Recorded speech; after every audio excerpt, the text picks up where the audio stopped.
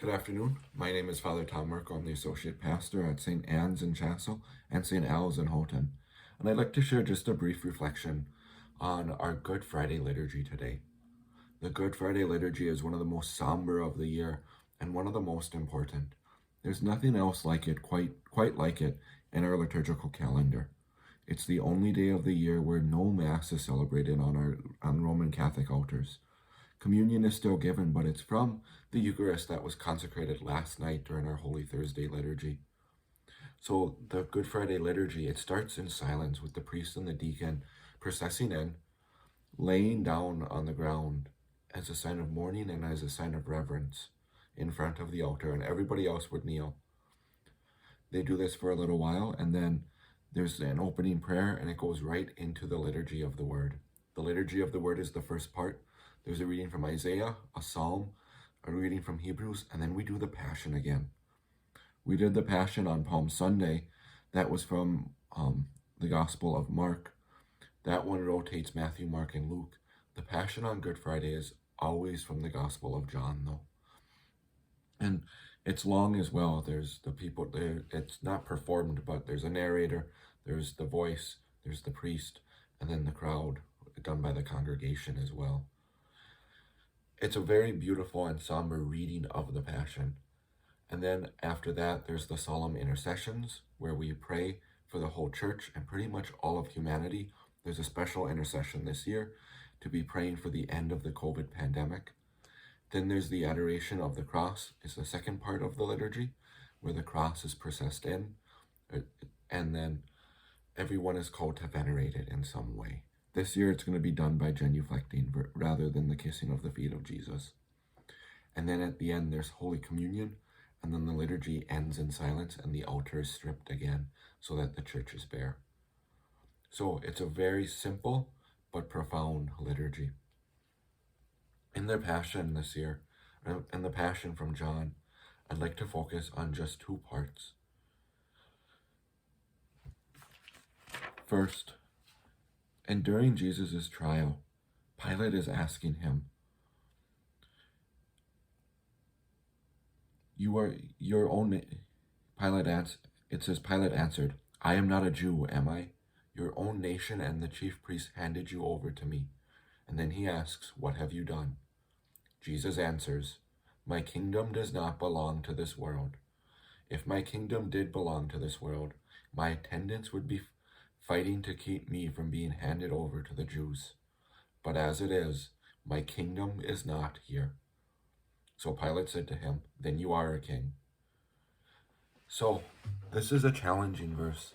Jesus is on trial. He's been handed over to Pilate, and Pilate is trying to figure out what is going on. Pilate ultimately allows the Jews to kill Jesus. And so it shows that both Jews and Gentiles are involved. All of us, in a way, are involved in Jesus' death. But this verse, this dialogue, this part of it, should give us great hope. Jesus says his kingdom does not belong to this world, and that he has attendants who would be fighting to keep him from being handed over. This is Jesus showing a foreshadowing of what is to come. And we can look forward to this as well, recognizing that the kingdom of heaven can't be conquered.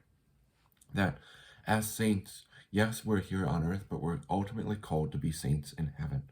And that's something that we can take great hope in, even during the somber liturgy, even in the darkest depths of despair that we may be going through in our own lives right now, from whatever reason. Jesus' kingdom, he says, does not belong to this world. We don't belong to this world either. We're called to be looking forward to heaven.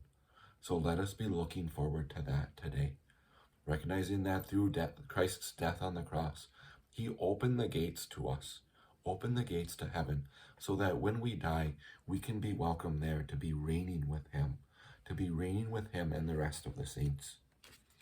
I also would like to focus on Jesus and his mother during the Passion here.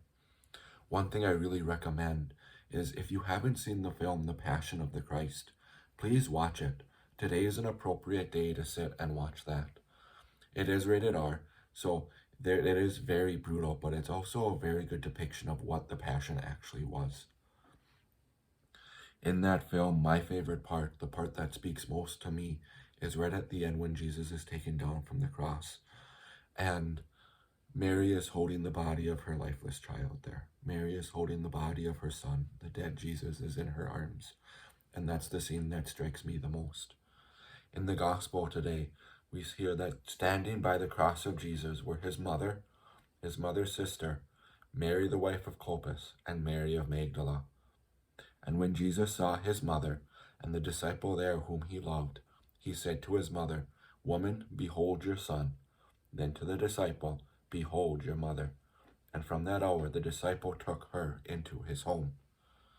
So we see this in a way prefigured at the wedding at Cana, where Mary intercedes for the wedding guests, for the wedding couple, for the married couple, and Jesus does his first miracle there. Mary serves as an in-between between the saints, between the church and Jesus, going to him alongside us and for us, so that she can intercede. This is the heart of Marian devotion. It's not the worship of Mary, but recognizing that she has a special place in the church. And she's being given to the church in this moment as that intercessor, as that queen who can stand with us before the King, who can intercede and bring us closer to her Son, closer to him. That's her goal, is to help us do that.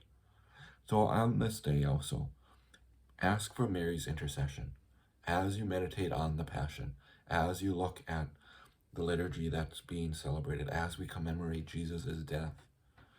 Think about Mary's sorrows and how she stayed true there as a model for us, and now how she stays true to Christ by being an intercessor for us, someone that we can look to and someone that we can go to. Brothers and sisters, I encourage you to continue to celebrate the Triduum. Continue to hold fast to your Lenten penances and continue to dig deep into the Church's liturgy.